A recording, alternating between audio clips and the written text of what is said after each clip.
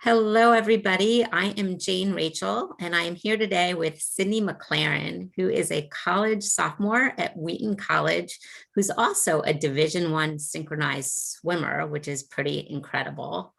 But in addition to being a student and an athlete, she's also dealing with both chronic migraines as well as irritable bowel syndrome, which, Sydney, cannot be easy trying to deal with the health conditions while also being an elite swimmer and a college student. But first, can you just tell me a little bit about your health history? Is this new, or have you experienced this for most of your life? Sure. So I've had chronic migraines from as long as I can remember. I really first got diagnosed with abdominal migraines when I was in first grade, so really early on. So yeah, What is an abdominal migraine? I know what a migraine is it's because I've had them, but never an yeah. abdominal one. So abdominal migraines, they're pretty rare, especially for young kids, but instead of like a migraine where your head hurts, you don't get that kind of pain, or for some people you can. But for me, I would just wake up in the middle of the night and throw up for hours and hours, which was really hard as a little kid. I got like tons of testing and that kind of stuff, but that's kind of what we kind of decided that it was. And then, once I hit puberty, those turned into regular migraines, um, like the normal headaches, with certain triggers and all that kind of stuff. And those I got under control. But then I got a double impact concussion my junior year of Mm. high school. Oh no, Yeah, was that so swimming? We it did you do was it swimming. was swimming. Um, And that sent me down a really, really long road of medical everything to try and get rid of migraines. It was just a whole new thing with a head injury along with migraines. So, Oh my gosh. And, yeah. and I will say this, for people who've not experienced it, people are like, oh, it's a headache, big deal. But a Mhm. migraine is a lot more than a headache and is extremely debilitating. It is And absolutely. I can Yeah, it only, takes a lot. and you were Um, so little. That must have really been hard on your parents as well, too. Yeah, it was. I felt really bad, or I mean, I still do. That's a lot to, take under. I'm the oldest of um out of three kids, so they had two little ones also looking after. So it's a lot. It's a lot. And Yeah. then, so what was it like when you were looking at college? Like, where were you in your life? Were you still having the migraines at Yeah, that point? those were a huge consideration when I was looking at schools where I could get treatment. I need physical therapy to help, maintain because I get a lot of tension headaches. A place where I would have like other resources. Um, we looked at, where my insurance would cover if I had like a really bad migraine and I needed an infusion, where could I go? So location was also really prominent. Going to school in Massachusetts when I'm from Buffalo, New York, that's far away from home. I can't go home. So we kind of looked around the area, found the urgent cares that insurance will cover, and there's a local hospital like 10 minutes away. So if anything were to happen, I'd be okay. It's funny. A lot of my friends' kids are looking at colleges now, and there's so much to keep in mind if you're like finances and where you're going to get in and what's going to be a good fit. Like this adds a whole nother dimension to it, that the health. And I think you really do have to put that first. It- Absolutely. Um, Yeah. just a little bit more, just again, thinking of those people who think, oh, it's just a headache, no big deal. Can you talk a little bit about how that impacted high school or the Yeah. beginning of college? Yeah. So really, after my head injury, I started to need like testing accommodations. So that really impacted everything. I need longer time. I need like separate testing location. I have now a lot of difficulties with focus, and I get a lot of headaches with like noise and light. So those come into the picture when it comes into like testing because you also have to consider testing anxiety. So Yeah. those go into play. Um, yeah, and then coming to college, that was a big thing too. Like, would I be able to get those accommodations? Would professors be accommodating to me with anything that I need? Like, what happens if I miss class for migraine? Like, what'll happen? And that was a big thing that, I looked into while looking at schools, seeing the atmosphere. I chose a smaller school because I knew I would want the more one-on-one personal connection with my professors so they could get to know me, which I found has been really helpful. Great. So how did like what kind of questions do you ask when you're looking at a school about those accommodations? Yeah. With the school that I'm at right now, that was a big part of, like their tours and stuff like that. Being an athlete, I got to speak to other athletes, which was really helpful to me, getting to know the atmosphere, seeing if anyone else had health issues, their experiences on campus, that kind of stuff. I feel like um, here at my school, we have an accessibility office, which I think not all schools have. I'm not quite sure, but um, just places and people to go to. That's great. And did you find that it was easier to manage at college than you thought? Like how did the migraines play out once you got to college? Yeah, so at first I had a little bit of a rocky road. I feel like all freshmen have, a rough transition, or, Yes. it's just a change. And I had some difficulties with my first freshman year roommate, which, was really hard for me. And, I went to accessibilities, and my doctors, I was experiencing more anxiety, which led to more migraines. And, when advocating for myself, I was looking like, what can I do to make this easier for myself? And I ended up getting a medical single. So now I can control the environment, like one of my big worries was, how am I impacting my roommate? Like that was a big stressor for me. Like I need to go to bed early sometimes. I sometimes need the lights off if I have a migraine or just quiet. And now I have the opportunity to control that for myself, which has been huge and a great help. That's really important. Can you just talk about some of the management techniques that work for you for migraines, whether it's making sure you're like get enough rest or hydration or food? Like what can you do to prevent these migraines from happening? Yeah. Definitely rest is huge. I feel like keeping a schedule is really helpful.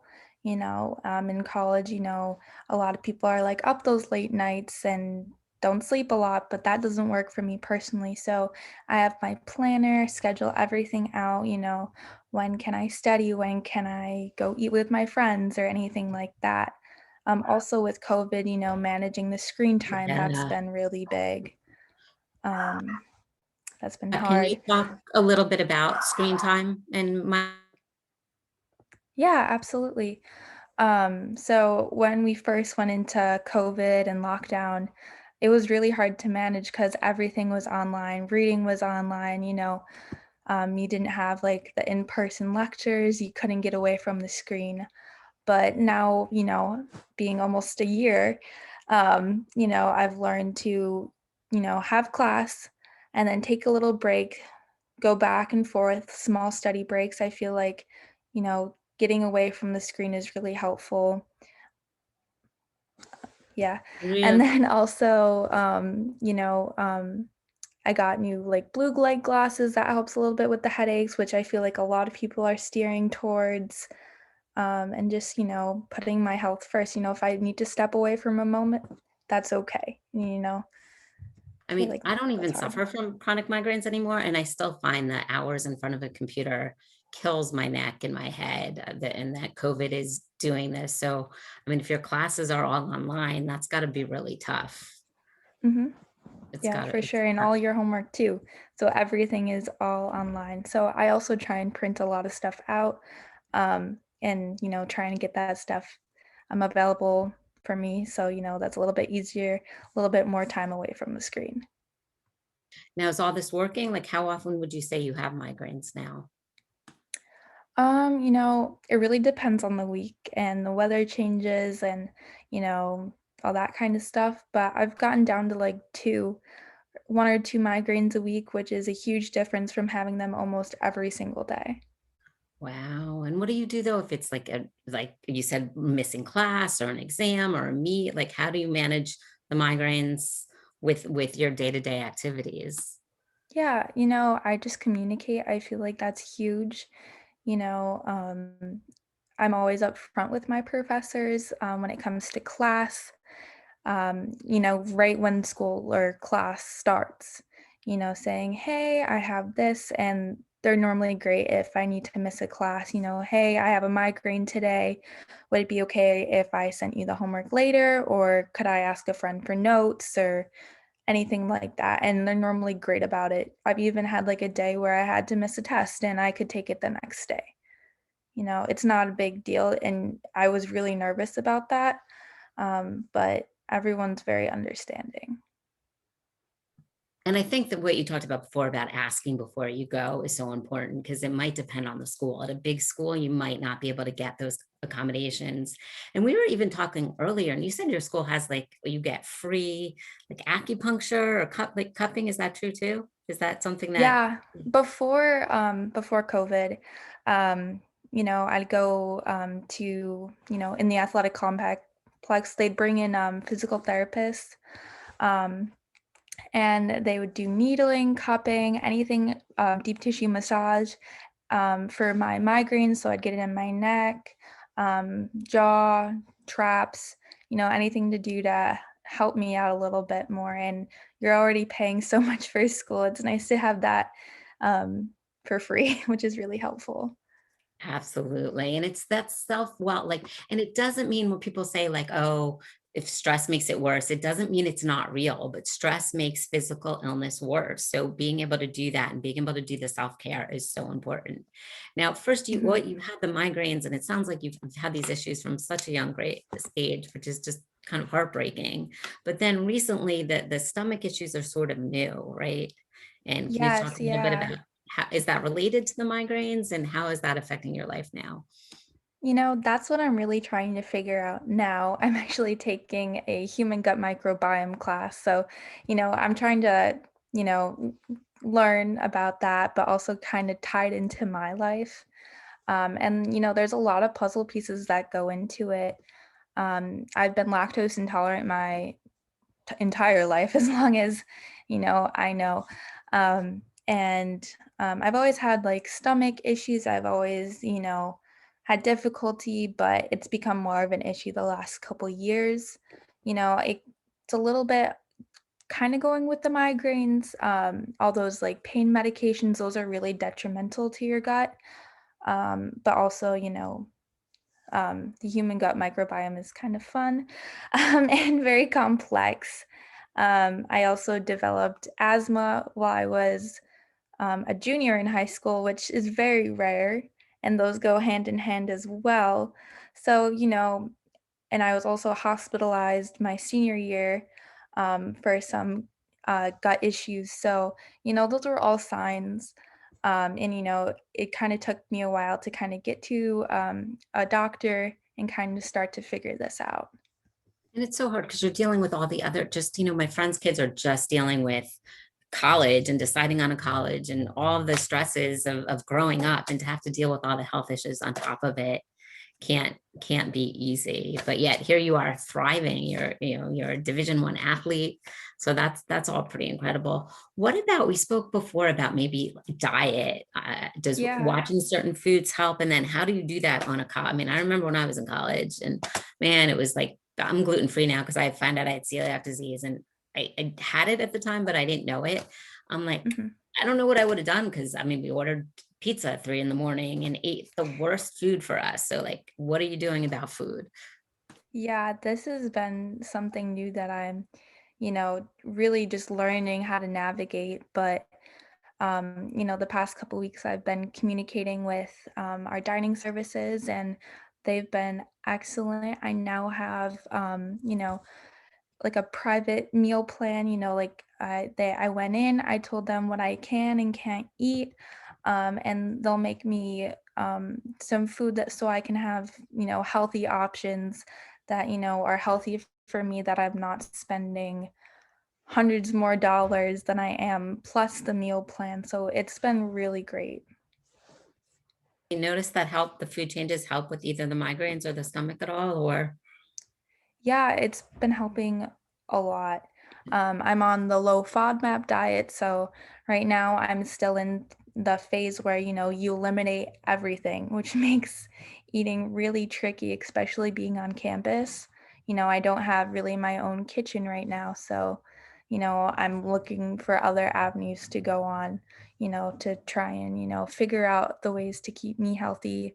Um, and also, maintain my good school schedule. I want to apologize a little bit because it's COVID and we got a dog in the background and this is such important information. But I think what I sort of want to end it with, just again, because I know so many kids applying to college and parents worried about their kids applying to college. So two things for, I mean, advice for parents and advice for kids. And is it been easier than you thought or harder than you thought adjusting to health issues in college? So that was a few questions all in one, but let's see what you can do with it. Yeah, absolutely. There's a couple, notes that I can touch with that. I think, college, for everyone is kind of a nerve-wracking experience. And I think that, everyone, you'll find the path that you need to go on. It may be a little bumpy, but, you'll get to where you need to be. And for parents, I mean, for mine especially, my mom worries so much. And the thing is, I think, just be a good support system, you'll all figure it out, you know, do some research beforehand. I think that's really helpful, communicate. That's also huge, you don't know until you ask. I feel like that's been definitely a big lesson for me. I didn't know where to go, but how would I know unless I ask? So everything will work out, just be patient, and if it doesn't work out the first time, keep on trying. There's definitely other roads that you can take. Yeah. And I think parents sometimes struggle too, especially parents of that age group when you're leaving for college. It's how much should they let their young person advocate for themselves versus how much they should advocate for them. But I think the Mhm. important thing is that they're there to listen. Um, and what's huge is the asking beforehand, like that you found out about this accessibility office, you found out what your school offered. And I think those are really important questions. Also is the whether it's migraines and foods, IBS or food allergies, talking to the people at the dining hall to make sure that they can accommodate you is so important. It And is, definitely is. It's helped so much, If I, didn't, speak with them, I think I'd be in a lot worse place right now, for sure. and I think also really important in your story is knowing what you need, right? Like when I was younger, I think sometimes I didn't feel well, but I forced myself to go out much later than I should have to parties and bars that I didn't even like. And it was really bad for my health. It's sort of like knowing you need the sleep and choosing your friends who are understanding, right? If they're Yeah, not understanding, absolutely. you know, Yeah. um, so this was great. Anything else, anything I forgot or anything else you just want to touch on it for people? I mean, it seems like there is light at the end of the tunnel with migraines. It's a lot of trial and error. Um, Absolutely. but I mean, the Yeah, fact that you can be a Division I athlete and a scholar and successful at college, I think should give people a lot of inspiration and hope that they can do it too. Um, absolutely. Yeah, I didn't anything think I'd be here right now, so, I think that's really huge. that is amazing, and it's so well, everything you're doing is so impressive, even just like even if you didn't have like the IBS and the chronic migraines, but the fact that you're achieving so much despite them, I think is a testament that it can be done. It's just a matter of asking the right questions and taking care of yourself. um, Yes. so thank you so much, Sydney. And yeah, I just incredible. And maybe at some point I might even want to talk to your mom. Yes, So thank you. thank you.